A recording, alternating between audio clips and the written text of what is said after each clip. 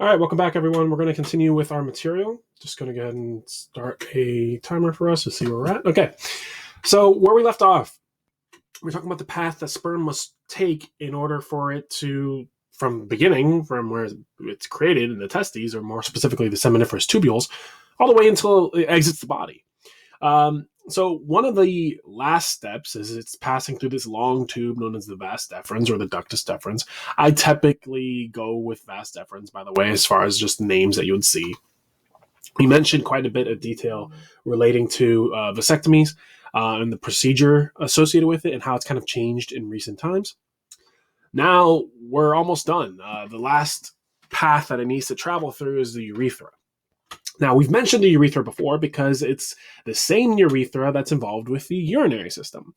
As we mentioned a couple times back in urinary system and in this unit, the key distinctions here is that the urethra in men, it does carry urine, but it also can carry sperm and semen, but it does not carry those two things simultaneously. Whereas the urethra in women is exclusively used for urine. So there is definitely some key differences as we learned in our previous unit. So here's what we see. It extends from the base of the urinary bladder, so right under the bladder, all the way to the tip of the penis. Carries both urine and sperm, like we said, but not simultaneously. Sperm enters from the ejaculatory duct, which remember that's where the Vas Deferens ends. We do have some different regions of the urethra. This is purely just to name where these areas are. And I'll scroll up a little bit to show us exactly where those regions are so you can see what I'm talking about. We have the prostatic urethra, the membranous urethra, and the spongy, also known as the penile urethra. So literally the name tells you everything you need to know. Prostatic urethra is going to be the urethra surrounded by the prostate gland. Membranous urethra is the in-between stage from the prostate to the penis. And then the spongy urethra, or the penile urethra, is what's going to go literally inside of the penis. So if I scroll back up a little bit, just to show us exactly what we're talking about, you can start to clearly tell where are these regions. So for instance, everything here is going to be the prostatic urethra. The membranous urethra is going to be a little bit tougher to see just because it's a little bit smaller, but the membranous urethra is just going to be this tiny region right there in between the two regions, as we mentioned. And then finally, everything in this region here is going to be the penile or the spongy urethra. So again, the entire purpose of it is just to see that there's different regions of it based off of where it is. A lot of times in anatomy, that's pretty standard, where to get more specific information, you want to have a name for where are you specifically discussing it. So let's go back to here. So like I said, we have those three distinct regions. Not a bad idea to be comfortable with that. Now, we're going to talk about some of those accessory organs that are associated with sperm or semen for that matter. So they play a major role, but again, they help out. That's why they're called accessory organs. So first off, the prostate gland. This is a gland exclusive to men. Very important gland that you want to make sure is healthy. Like I mentioned, it is pretty standard for men to have to get prostate exams pretty regularly when you go for a medical checkup, especially as you age a little bit older into your 45, 50 or so. So that is expected. Just like women have to get mammograms done as far as making sure that the breast tissue is functional and not any problems. So what do we see here? It encircles the upper part of the urethra. Like we said, it is found right under the bladder. It secretes a milky fluid. Now, this milky fluid helps to activate sperm, and it enters the urethra through several small ducts. So the job of this prostatic fluid, I like to think of it as like the Energizer Bunny. It supercharges sperm. The prostatic fluid is also a major component of semen, which is the fluid found in the ejaculate. So it helps to activate. It nourishes the sperm and keeps the sperm fed. That is very, very important because just like any other cell, it needs energy. It needs nourishment. So this is something that's going to be quite a bit of glucose found in here. But again, it just keeps the sperm nourished and well fed and activated. Then we move down here to the bulbourethral glands. Very, very tiny glands. I'm going to scroll back up because this is not as easy to recognize as the prostate gland. Here we can see all those glands once again. The bulbourethral gland in this case is this small gland right here.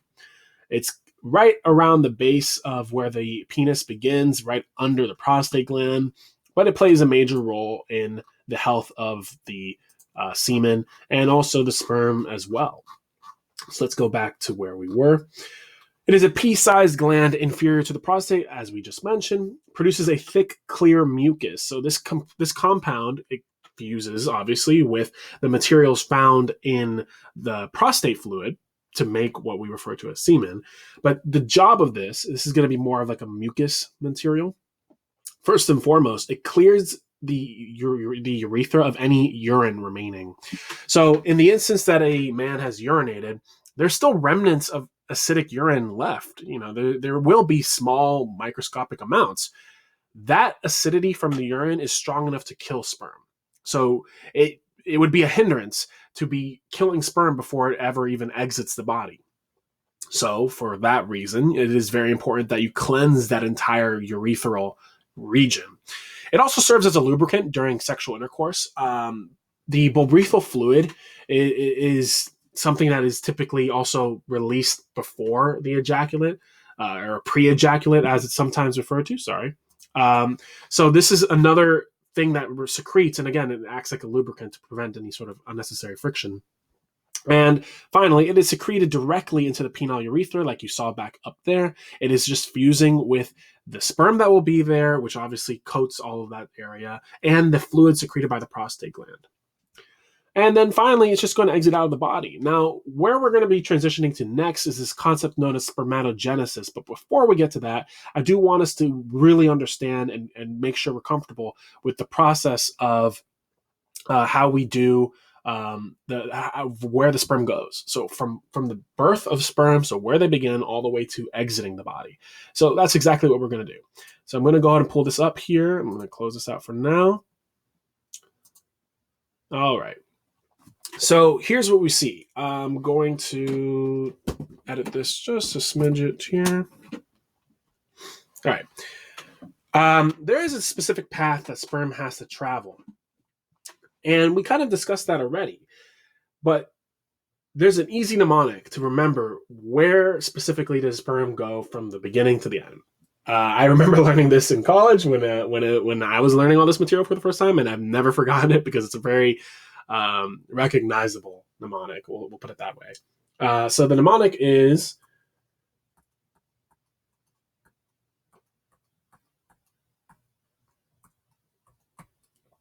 7-Up. Just like the drink, if you've ever had that drink, that is. Let me see if I can change pens here.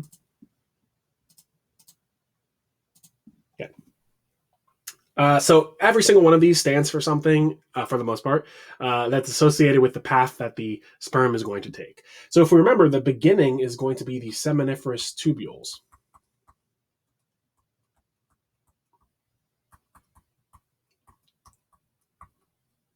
Okay, so we start off with the seminiferous tubules. That is found in the testes.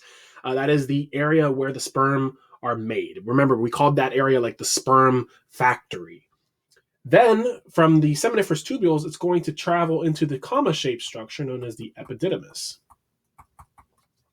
The epididymis is that comma-shaped structure that sits on top of the testes. That is the area that the sperm will mature. So that is a big thing here that you want to make sure the sperm have enough area, truth be told, to maturize and grow. Because if they're not fully mature, they have a very, very, very low chance of succeeding. The V is going to be Vas Deferens. Remember, Vas Deferens is also known as the Ductus Deferens, so that is another name that we have. But again, I tend to use Vas Deferens, especially since it fits the mnemonic really well. That is that long tube that comes from the epididymis, and it works its way out of the scrotum until eventually it reaches our second E, which is going to be the ejaculatory duct. Remember, the ejaculatory duct, it connects right into the prostate gland and also into the urethra, which we're about to talk about. The N, in this case, it's just there for the mnemonic. It helps the mnemonic work. So the N is nothing. So don't worry about that. Here, I'll just rewrite this G for us. So yeah, the N is nothing. We're good there. The U is the urethra, as we just mentioned. More specifically, it would be entering the prostatic urethra because it's connected to the prostate, then the membranous, and then the spongy. And then finally from the urethra, because it's just connecting all the way out, there is one last organ, an external genitalia, that it has to exit out of, and it's of course going to be the penis. And that's it. This whole 7-Up process, pretty straightforward as far as how the sperm travels. So I would definitely make sure we're comfortable with that. I would make sure we are on the same page as far as the path the sperm has to take from the beginning to the end. You'll definitely see some questions associated to this, so please be prepared for that. So let me go ahead and come back here. Okay, so I think this is actually a good place to stop. It's a little bit of a shorter one just because we're about to transition into spermatogenesis, the method in which we create sperm. I want us to have a fresh set of ears for that, I guess. So we'll move on from there. But we have spermatogenesis to go through as far as the process of making sperm. And then from there, we transition to the female reproductive system. So we're making good progress. Again, pretty standard length of unit. But overall, appreciate you guys checking in. I'll see you for the next one.